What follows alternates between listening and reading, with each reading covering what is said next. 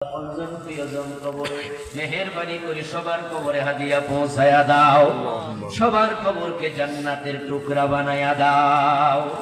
আয় রাব্বাল আলামিন, আল্লাহ যে এলাকায় বসে দোয়া করছি, এই এলাকা থেকে তোমার যত বান্দা বান্দা ঈমান নিয়ে চলে গেছে সবার কবরকে বেহেশতের বাগান বানায়া দাও।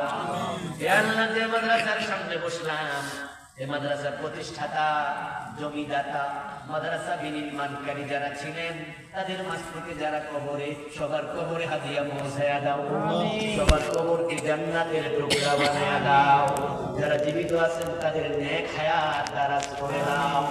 হে আল্লাহ, মাহফিলের জন্য যারা টাকা দিলেন, পয়সা দিলেন, বুদ্ধি দিলেন, পরামর্শ দিলেন, বিশেষ করে মোহতারাম কামাল ভাই, হে আল্লাহ আমাদের খোঁজ খবর নিলেন, দাওয়াত দিলেন, সাথে অনেকে কাজ করেছেন, এই মাহফিলকে সকলের নাজাতের ওসিলা বানায়া দাও। এই মাহফিলকে আমাদের হেদায়াতের ওসিলা বানায়া দাও। হে আল্লাহ, মাদ্রাসাকে হেদায়াতের মার্কাজ হিসাবে কবুল করো। জাতীয় মাদ্রাসা এই দেশের শ্রেষ্ঠ মাদ্রাসায় রূপান্তরিত করো।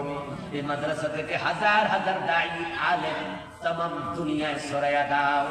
আমাদেরকে আলেমের বাবা হওয়ার তৌফিক দাও, আলেমের দাদা নানা হওয়ার তৌফিক দাও। মা বোনদেরকে ফাতেমাতুজ জাহরার মতো ঈমান আমলওয়ালা বানায়া দাও। হে আল্লাহ, কোরআনের পাঠক হওয়ার তৌফিক দাও, কোরআনের আমলকারী বানায়া দাও। বাংলার জমিনটাকে কোরআনের জন্য কবুল করে নাও। ইয়া আল্লাহ, শরীফ ওসমান হাদি তোমার গোলাম, তার শাহাদাত তুমি কবুল করে নাও। তিনবারের প্রধানমন্ত্রী বেগম খালেদা জিয়া, ইয়া আল্লাহ, সুস্থ আছেন, হাসপাতালে আছেন। তিনি আলেম বান্ধব মানুষ ছিলেন, ইসলাম ওনাদেরকে সাথে নিয়ে দীর্ঘদিন চলেছেন। হে আল্লাহ, তার হায়াত থাকলে তাকে তুমি সুস্থ করে দাও। হে আল্লাহ, আমরা যারা অসুস্থ আছি আমাদেরকে সুস্থ করে দাও। হে আল্লাহ, আমাদের সকলকে তোমার গোলাম বানায়া দাও।